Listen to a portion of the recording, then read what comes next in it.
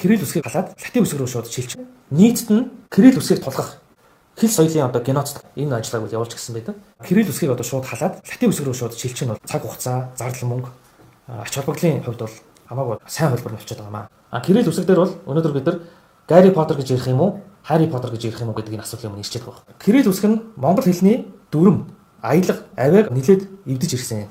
Маш их эвдсэн. За цаашдаж энэ байдал одоо үргэлжлэх нь тодорхой болчиход байгаа. Дахин тодтож илээ. Монгол бичгийг, монгол хэлийг Кирилл үсгээр бүрэн тэмдэглэж чадаагүй байгаа гэдгийг тодтогхон хэлмээр байна. Нэгсэндээ бид нар одоо хагас мөрөө монгол хэлтэй л бол явж ирлээ. Кирилл үсэг шиг монгол хэлийг одоо эвдэж сүйдэх замаар биш. Монгол хэлийг одоо үндсэн төр дүр төрхийг нь хадгалах замаар шилжих боломжтойгоор ийм хоёр зөрүүтэй байгаа. Монгол улс латин үсэг шилжихдээ одоогийн Монголд Кирилл үсгийн дүрмд нийцүүлэх бус харин монгол үсгийн суурин дээр латин үсэг шилжих асуудлыг дэвшүүлдэг. Монгол хэлийг кириллээр бичих үү, латинаар бичих үү, монгол үчгээс сэргээх үү гэдэг ингээд олон асуудлууд манай улсад бол яригддаг. За энэ латин үсэг рүү шилжих асуудал бол хүмүүсийн зүгээр санаа төдий одоо ийм зүйл байсаар ирлээ. Өнөөдөр бидний зорилго бол өдөрт мэн хэрэглэнтэй латин үсэгт шилжих энэ асуудлыг илүү нухацтайгаар агсан төвшөнд тавих ийм хэрэгцээ шаардлага байна. Энэ хэрэгцээ шаардлагын үндэслэл нь юу юм бэ гэдгийн тухай товчхон хэлье гэж бодлоо. Бидний ярьдаг босоо монгол бичиг гэж ярьдаг тийм ээ. За 7 гişиг 16 гэгүүлэгч. За мөн гадаад үгийг тэмдэглэх ийм өсгүүдээс бүрддэг. За монгол хэл бичиг өөрийн тогтсон галгүй одоо дэлхийн одоо цөөхөн хэлний нэг болж одоо үлджээ. Монгол бичигчдэр одоо монгол хэлчдэр яг л монгол хэлний энэ дуудлага одоо аваа аялгыг бол Кирилл үсэг бол одоо бүрэн илэрхийлж чаддгүй. Тэр байтугай одоо бидний байнгын хэрэглээнд байдаггүй. Огт одоо манай хэлэнд хэрэглэгдэхгүй ийм одоо үг өсгүүд бас байдаг ийм онцлогтой байгаа. Нийтэд дүгнээд хэлэхэд бол хэл соёлын хоцрогдол гэж бол хэлж болохоор байгаа. Монголчууд Кирилл үсгийг одоо хүчээр хэрэглүүлэхдээ монгол хэлэнд огт шаардлагатахгүй ишчээ. За 61-ийн хатуу зөвлөлийн тэмдгийг хүртэл тулгаж Оросын 33 хэрэглэдэг энэ үсгийн одоо тэмдэгт дээр Монголын хоёр үсгийг нэмж ийм 35 үсэгтэй одоо болсон түүхтэй. Энэ Кирилл үсгийг хэрэглэсэн түүх нь ийм байж байгаа. За энэ цагаас эхлэн монгол үндэсний олон янзын аялга одоо бидний хэлгээр нутгийн аялга гэж ярьдаг. Авиа дуудлагууд бүдгэрч монгол үчгийн оюун санааны нэгдмэл мэдлэг мэдээлэл солилцох энэ боломжийг одоо таслах үйл явц бол эхэлсэн. За өнөөдөр үндсэндээ монгол үндснүүдээс дурсах юм бол халимаг буриадууд бол бүрэн монгол бичиг болсон гэж.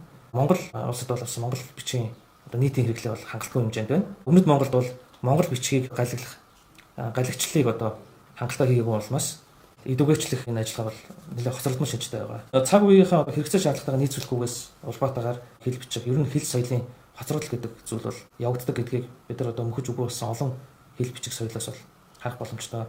Олон янзын хэл бичиг соёлыг хүмүүс зохиосон, бий болгосон, тэрийг одоо хөгжүүлэх гэж оролцсон байдаг. Тэндээс байгалийн шалгалт гэдэг шиг шалгаж үлдснүүд нь цаашаа хэрэглэлд ороод явдаг. За монгол үчгийн дүрмд гадаад үгийг зөв бичгэд баримтлагдаг гол зарчмыг одоо энд би дурдмаар байна. За тухайн одоо хэлний бичлэлд дуудлагад ойролцоо буюу ойлгохоор бичих энэ явдлыг бол хэлж байгаа. Манай улсад Холланд гэдэг үгийг жишээлбэл Голланд, Холланд гэдэг хоёр янзаар хэлж байгаа. Яг энэ зарчмаар бол Хавана гэдэг үгийг одоо бид бас Гавана гэж хэлээд явах юм. Гарри Поттер гэдэг одоо орсууч хэлэх үү гэдэг тийм. Энэ бол ерөөсөө Кирилл үсэг манай дуудлага хэл аваад хэрхэн суусан бэ? Хэрхэн сууж чадаагүй гэдгийг л харуулж. Монгол хэлэнд зориулсан бичиг бөгөөд үсэг одоо тэмдэгт гэж үзэх юм уу тийм. Манай хэлийг тэмдэглэж байгаа үйл явц шүү дээ энэ бол бичиг үсэг бол.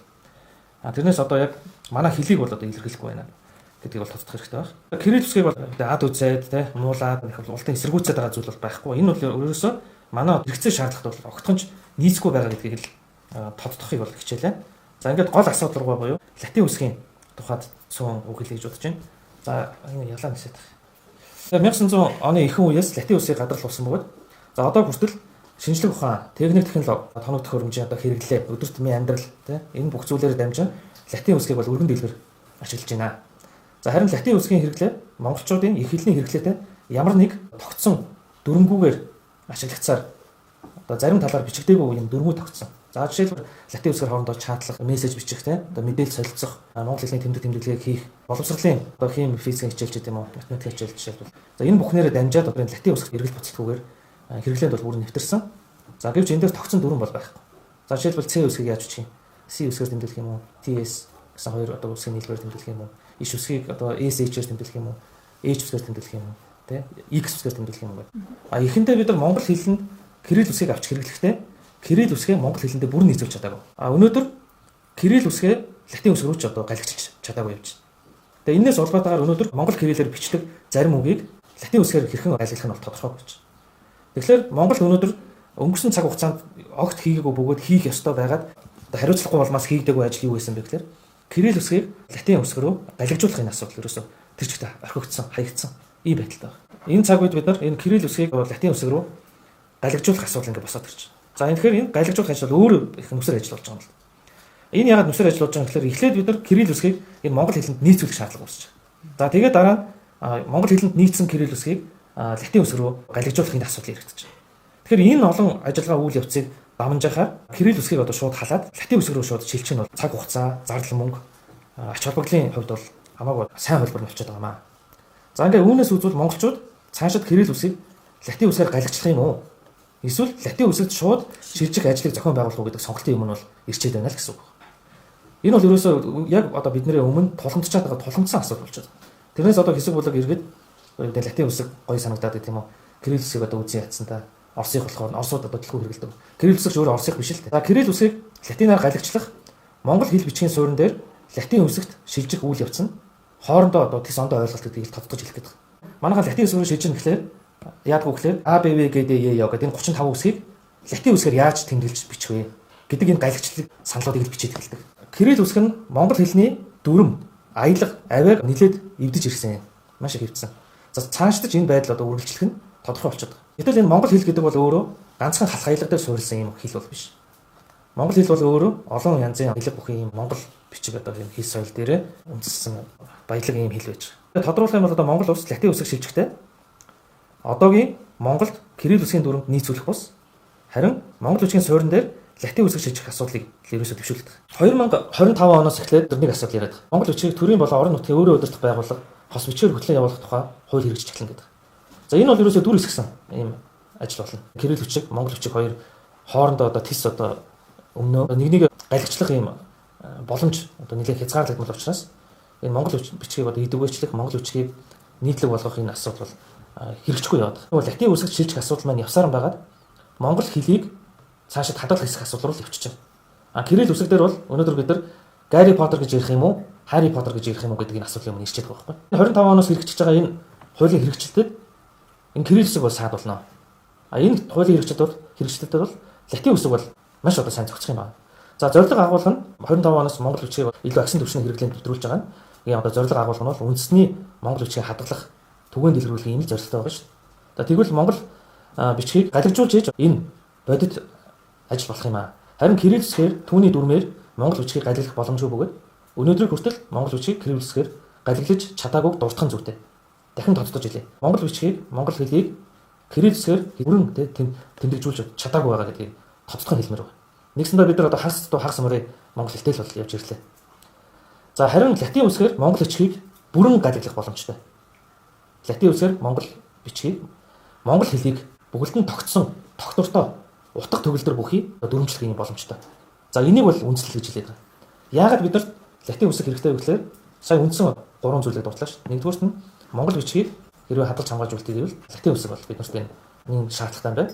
Хоёрдугаарт монгол хэл соёлоо цааш нь хэвийн хадгалыг гэвэл энэ латин үсэг бол үүргээ гүйцэтгэж чадах юм байна. Бүрэн дүрм гүйцэтгэж чадах юм байна гэдэг. Томоохон хэлний төлөөлөл болсон хэд хэдэн хэлийг цаашид эргэлзээгүй тодорхой монгол хэлэнд буулгах үүднээс латин үсэгт шилжиж одоо дүрмжлэх шаардлагатай байна. Яагаад гэхээр Оросууд энэ ч өөрсдийн орос хэлнийхээ соёл, галигчлах, аргачлал тэр дүрм байдаг, дүрмжлэл байдаг. Тэрнийхэн хүрээнд одоо тэр нөхдүүд чинь Хитлер гэж жишээлбэл Гитлер гэдэг. Харри Поттерыг Гарри Поттер гэдэг байгаа байхгүй. Бид нар чинь өөрсдөө монгол бичгийг одоо нийтлэг ашигладаг байхдаа ч гэсэн гадаад үсгийг тэмдэглэх 10 орчим тэмдэгт үсэг жишээлбэл байж байгаа байхгүй. Энүүгээр бид нар гадаад үгийг ямар ч асуудалгүй. Жишээлбэл бид нар 50 жилийн өмнө, 100 жилийн өмнө энэ гадаад үгийг жишээлбэл одоо хээ үсгийг гээгээр бол галилж тэг гадаад хэлийг бол ингэж монгол хэлээр буулгадаггүй байлаа ш. Монгол бичгийн дүрм гадаад үгийг зөв бичгээд баримтлах гол зарчим нь тухайн хэлний бичлэг дуудлагад ойр бичих явдал гэдэг. Энийг би одоо дахиад хэлье гэж бодлоо. Бид нар латин үсэгт шилжсэн тохиолдолд энэ латин 26 үсгээс бол ерөөсөй гарчихгүй. Энэ төслийг бол санаачилж байгаа. За ийм төслүүдийг бол одоо маш олон хүн санаачилсан да. Тэгээ одоо тэдгээр улсууд маань одоо энэ хилцүүлэг, энэ мэтгэлцээнд оролцоод явах байлгүй. Ийм хүнд асуудал бол биш. Энэ бол бас нэг хууль тогтоомжийн хүрээнд энэ төслөө ярилцаад шийдээд эцлээд тэгээ тодорхой болгоод за энэ доор ерөөхдөө дурдсан байна. Монгол хэлэнд шаардлагатахгүй ишчээ, 61И, хатуугийн тэмдэг, зөөлний тэмдэг гэсэн энэ тэмдэгтүүдийг бол шаардлагагүй гэж бол үзэж байгаа. Бусад одоо монгол хэлний аялгыг хадгалахаар дүрмжлэх ийм бүрэн боломжтой. Одоо энэ үсгүүдээр. Одоо бурайд аялгаар болон одоо дөрвөд аялгаар бичсэн текст гэдгийг бол гаргаж ирэх боломжтой. Монгол үгсийг бүрэн гадаглах боломжтой. Латин үсгийн ач холбогдол нь юу вэ? За одоо хүмүүсийн ганц ярьж байгаа юм нь одоо энэ кирилл үсгийг нэг монгол бичиг шиг яг монголын бичиг шиг ойлгоод байна л да. Кирилл үсгээр латин болгочод одоо монгол хэл маань устдамж гэдэг юм уу тийм. Тиймэрхүү бас бодолтой ийм үзэл бодолтой хүмүүс авчих. Энэ тал дээр яг тайлбарлахгүй болох тийм аюул байгаа юм. За бид нар бол энэ аюулд бол аль хэдийн одоо өртөчөөд явж байгаа юм улс бүгд үндэстэн байгаа. Монгол үндэстний хувьд. Яг гэвэл бид нар ойролцоогоор энэ чинь баг 800 орчим жил энэ монгол бичгийг бол хэрэгжилж ирсэн. Энэ бичиг дээр бол монгол хэл соёлын бүх одоо амин сүнс бол ер нь гүн бат шингэсэн байдаг. Кирилл үсэгт шилжихдээ монгол бичгийг галиглах замаар бус шууд кирилл үсэгт монгол бичгийг халах замаар кирилл үсэг рүү шилжчихсэн энэ үйл явц. Тэгэхээр би өнөөдөр монгол бичгийг хамгийн супер бичиг гэж юусоо ярих гаагүй. Монгол бичиг нь кирилл бичгээс илүү монгол хэл соёлыг бүрэн илэрхийлж чадчихсан үсэг бичиг ба гэдгийг хэлж байгаа. Кирилл бичгийн тухайд бол монгол хэл соёлыг бүрэн одоо хадгалж хамгаалах тий эдүгээчлэх түгээн дэлгэрүүлэхэд бол хангалттай ийм үсгийн тэмдэгт гэж бол үзэх үндслэл байхгүй болчихдог. Кирилл үсэг шиг монгол хэлийг одоо эвдэд сүйтгэх замаар биш. Монгол хэлийг одоо үндсэн төр дүр төрхийг нь хадгалах замаар шилжих боломжтойгоор ийм хоёр зөрүүтэй байгаа. Түрүүн бол одоо нийлээ Оросын тухай ярьлаа. Урд гişийн тухайд ярихад бол хятад гэдээ хэлвэж ойролцоогоор 20 орчим аялга. За бараг 10 орчим ялгаатай ийм одоо бие даасан хэл гэж хэлж болох зүйл байна. Гэхдээ эдгээр нь бүгдээрээ хан зүсгт дээр бүгдээрээ зангидагдаж байгаа. За гэтэл бүгд арга хятад ард улс уламжлалт ханзыг хэлбэршүүлсэн болох замаар хятад хэлийг бол эдүгээчилсэн. Энэ олон одоо өөр аялахтай, соёлтой үндэснийг хятад гэдэг үндэстэн доор, энэ соёл доор, энэ хэл доор нэгтгэхдээ энэ одоо бичиг үсгийг бол ашигласан. Хэлбэршүүлсэн. Пин буюу галигчлал гэдэг имийг бол гаргаж ирсэн. За энэ бол латин үсгийн 26 үсгийг авиа дуудлагыг тэмдэглэх замаар нийтдээ одоо 4-өөс 6 аялгыг газар нутгийн онцлогоос хамаарат үндсэн албан ёсоор бол 4 аялгад хувааж латин үсгийг бол галиг байдлаар ашигласнаар бичиг үсэггүйчүүд хүмүүс иргэдийн тоо үлэн хэмжээгээр бууруулж чадсан. Боловсролын системд бол эрс шинжилэл реформыг бол хийж чадсан. Ханц үсгийг бол түүхэнд байгаагүй олон сая зааж сургасан. Ийм одоо амжилттай болсон байна. Бүгд найрамд хятад ард улс тэдний онцгой бүс бол одоо Хонконг, Макао ч гэдэг юм уу. Өөрсдөө тусгаар улс гэж ярьдаг Тайван зөвхөн энэ хятадын баталчууд ашиглаж байгаа. Ханцны одоо галигчл буюу энэ латин галигчлыг бүрэн хүлээн зөвшөөрсөн байж. Хүлээн зөвшөөрч хэрэглээнд нэвтрүүлсэн байж. Энэ сургалтын хөтөлбөртөө тэр галиг ханц хоёр бол ерөөсөй байнгын хослол байдлаар одоо тодорхой хугацаанд тодорхой хөтөлбөрт нь бол ингээ байнгын нэгс өнөдөр ханзыг бүрэн эзэмших хүртэл галигчлыг бол бүрэн ашигладаг, байнга ашигладаг гэсэн. За Монгол бичиг яаж байгаа. За одоо зарим бичиг баримтан дээр бол туршилтын замаар гэх юм уу, зарим одоо диплом бичиг цаасан дээр те хос бичлэлийг бол хийсэн байж. За энэ хос бичлэлтэн дээр ингээд харахад Монгол бичиг бол ийм зүгээр ийм бэлгэлийн шин чанартай, сүнэрийн шин чанартай. Тэгээ ийм хоёр ийм хууц бүхэл хавсгалтан дээр нэг талд нь ингээд монгол бичгээр бичсэн, нэг талд нь кириллээр бичсэн. За тэгээ энэ хоёрыг ингээд яг дүүцүүлээд харъя гэхлээр бүх формат те аргагүй шүү. Энэ хоёр чинь хоорондоо ямар ч холбоогүй бичих байхгүй. Ерөөсөө бие биендээ уялдаж бие бинийгээ галигчлаагүй. Монгол бичгээр бичсний хажууд кирилл бичгээр галигчлан дүүцүүлэх ямар ч боломж байхгүй. Ийм одоо дүр хэсгсэн байдлаа 25 оноос ч гэсэн энэ албан бичиг хэрэг хөтөлтийн хүрээнд бол ийм дүр хэсгсэн байдлаар ингээд. За ингээд цаашлаад ийм хүндрэлт дагуулах учраас аюул монгол бичиг дээрээ латин галигчл хэрэгжилж эхэлнэ. За ингээд одоо бид нар хаашаа юм одоо 3 үсгтэй. Тэгээ хоёр нь одоо нэг талдаа уялддаг. Нэг нь одоо юу гэдэг орос хаа гомдоочихгүй тулд ашигладаг ийм кирилл үсгийн хэмжээнд л үлдэх гэдэг шүү дээ. Тэгэхээр өнөөдөр бид нар кирилл үсгээс латин үсэг рүү шилжихэд мэдээж одоо энэ өнгөрсөн хугацаанд хэвлэгдсэн ном, архив одоо хаягжуулттай за зааж сургах одоо нийтээр тань мэдүүлэх гэдэг одоо нөхцөл хэмжээний ажил байгаа гэж үгүйсэхгүй.